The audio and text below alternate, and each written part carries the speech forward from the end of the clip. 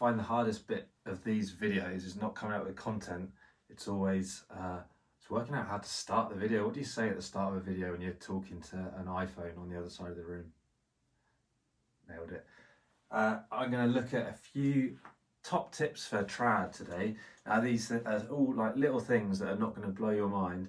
They're not things that are at all worthy of their own video, but we'll fire a few together and try and rattle through them a bit quick. So I'm aware that most of my videos just go on and on and on, and people probably fall asleep and wake up and go back to sleep during the video. So I'll try and be a little bit quicker.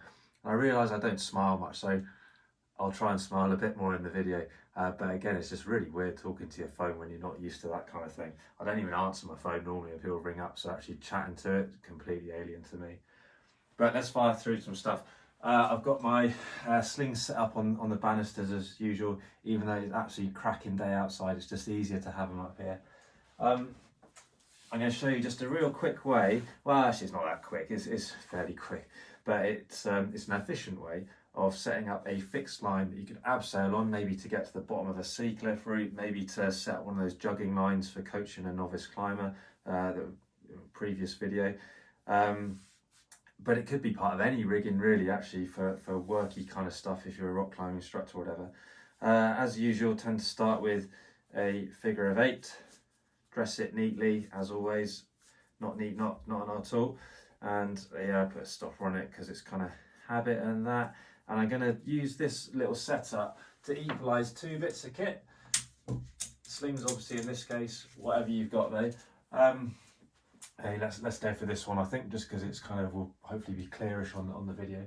And I'm trying to save myself a carabiner. I could go up to there and tie another knot and all sorts of things down here and then clip my rope to it. But actually, I'm going to measure it out kind of roughly, tie myself an overhand in there and get that clipped in. Now, it's an overhand because it's quick and easy to adjust. You can see at the moment we're not equalised, but because it's the overhand, I can pretty quickly roll that around, pull a strand through there. There you go, great. So you can move that back or forward whether it needs to be. You'll see some people do that with an alpine butterfly. Fine, it's probably like a better knot for it. Because of the way it gets pulled in 3 directions, it opens up an overhand a bit, but it won't roll in this application. So I'm kind of more than happy with it. And it's to find it quicker and easy to adjust, basically. Right, if you wanted to do another one, if you had a 3rd anchor, may as well do that while we're here. Same again. Leave it fairly loose. All done up, good. And then you can do the same again.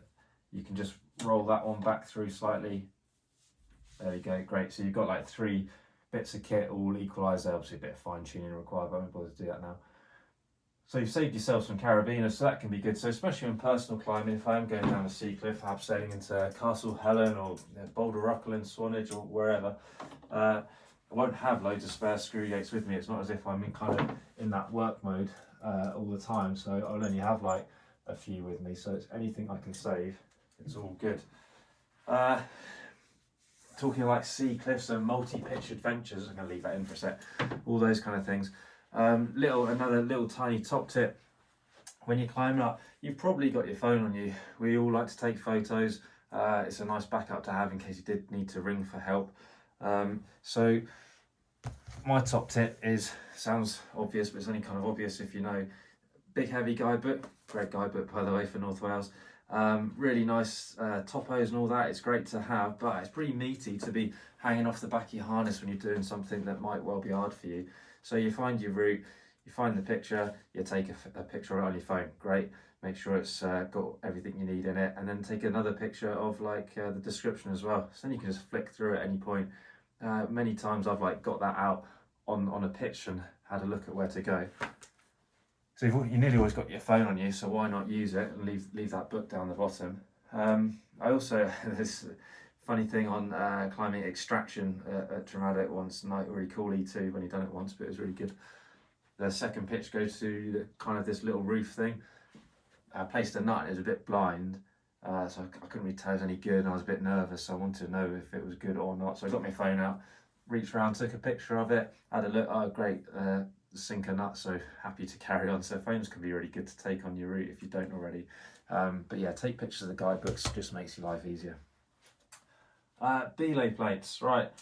I was doing this one. What I'm going to do really quickly here is a couple of things. I'm going to set up an abseil just off this one strand for now, and look at a couple of top tips for that. The first of which really is kind of related to racking. I've carried a few screw gates with me on the pitch. I do what's called Yosemite racking, so I've clipped like a few together and then put that on my harness, and it's going to go right around the back because I don't need them very often. It just saves me a bit of space. I kind of like climbing with harnesses that have 4 gear loops, maybe a 5th.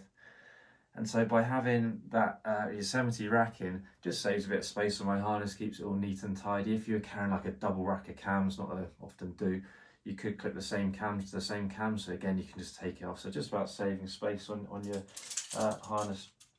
I'm going to set up though a abseil. I'm not really going to run through kind of how to do that. I think I've done another video of that like a year ago or something. So search and find that if you want to. But I'm going to set up an extended abseil. I'm getting out of breath trying to be quicker. I'm not sure if this is the way forwards, but maybe my video will be quicker, but I'm going to pass out halfway through it. Use one of my screw gates. I'm going to use this as a little kind of lanyard thing so I can clip up into there. Keep it snug because it's a sling. They don't take dynamic loads very well. And then I'm going to clip my belay plate to the loop. Yeah, this might be familiar with you. You might have it the normal way, you might switch it the other. I knew I needed to have a Prusik. Good job, I'm next to the little store cupboard. Top tip for the Prusik, right? It's going to be a French Prusik because we want it to release under load on an abseil. I use these kind of sewn ones. They're good, but any will do. And what I actually do is I larkspur it into my belay loop. It's like, I like the idea because a lot of my abseils are on multi-pitch stuff. So it kind of makes it, once it's on, it's drop proof. So if I'm going again and again and again, maybe doing something in the Alps or whatever, every time you put it on, you only have to do that, and you wrap it around however many times you sort of need to. Depends on the rope Prusik combo, 4, 5, 6, whatever. Let's have another screw gate and just clip it back to yourself. So this time it means that when you get to the next abseil, you're just not going to drop the Prusik. Check they lock as always. That obviously isn't locking. It's all against me trying to be quick, isn't it? So just give it an extra wrap. There you go, it's locking this time. Do them up. So I put my Prusik on first. There's a reason for that. It's because I can then pull some rope through, and often there's loads and it's quite weighty to then load your belay plate in, and it's a time when you could potentially drop the belay plate and make your life a bit difficult. So I put the Prusik on first. You've got loads of slack and the Prusik just grips that, so it's easy to work with. And then you can load your belay plate without really unclipping it, and that's kind of key. Whether you're doing setting up a belay or an abseil or whatever, kind of just get into that habit early doors, and then you just can't drop it. Then you can get ready to go, check all your kit. Remember, this isn't supposed to be an abseil instruction, it's just the top tips. The top tips were there. Larkspur your Prusik onto your belay loop and you won't drop it, and then load and unload your belay plate without having the potential for dropping it. So when I get to the next abseil or whatever, I can just take that rope out, pop. It's that little pop bit where people tend to drop it if they are going to drop it. You've got to flip in and unclip it at some point, so we're just trying to minimise it really and get that back on your harness and you're away. So just a couple of drop proofing tips there, okay? There's loads more tips for abseiling, but I'm trying to be quick. Next one, I actually wrote a list today, a bit more prepared than normal. Normally I just completely wing it. Today it is just semi-winging it. I really like this next one. I often think, like, is there any point to it? I'm not entirely sure if there is, but I think there is. See what you think. It's just a one-handed clovitch. Everyone knows clovitches are one of the best knots that there are. In climbing, I tend to tie it two-handed like that. So you just cross your hands over, roll them around to get clovitch. That's simple enough. Great, bang it in. Sometimes you might be a bit gripped when you're setting up this belay, could be a multi-pitch, and you don't really want to let go of that other hand. So you can be gripped on tight, you've placed your nuts and whatever, and you want to fix yourself into them. Put your rope in, And then now the key is, I'm holding on my right hand here, the gate is facing that way. So I want to use my left hand because it matches that. It's all about where the thumb is. The thumb is going to go down. So if I grab that strand, the back strand is the key, so the back strand.